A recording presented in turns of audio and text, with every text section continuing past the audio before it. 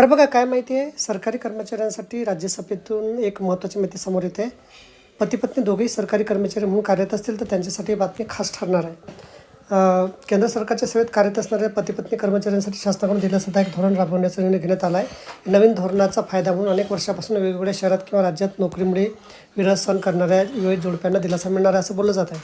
नव्या निर्णयामुळे आता एकाच शहरात किंवा एकाच मुख्यालय काम करण्याची संधी मिळणार आहे. सरकारने राज्यसभेत माहिती देताना स्पष्ट केले की पती-पत्नींना शक्यतो एकाच ठिकाणी पोस्टिंग देण्याचा धोरणाला ठाम पाठिंबा देण्यात आला आहे. तसेच या संदर्भातील मार्गदर्शक तत्त्वेसुद्धा जारी करण्यात आलेले आहे. खरे तर हा निर्णय राज्य सरकार तसेच सार्वजनिक क्षेत्रातील उपक्रमांमध्ये कार्यरत असणाऱ्या कर्मचाऱ्यांसाठी लागू राहणार आहे. या निर्णयामुळे केंद्र सरकार, राज्य सरकार तसेच सार्वजनिक क्षेत्रातील उपक्रमांमध्ये कार्यरत असलेल्या लाखो कर्मचाऱ्यांना, विशेषतः बँकिंग क्षेत्रातील अधिकारी कर्मचाऱ्यांना मोठा दिलासा मिळणार आहे.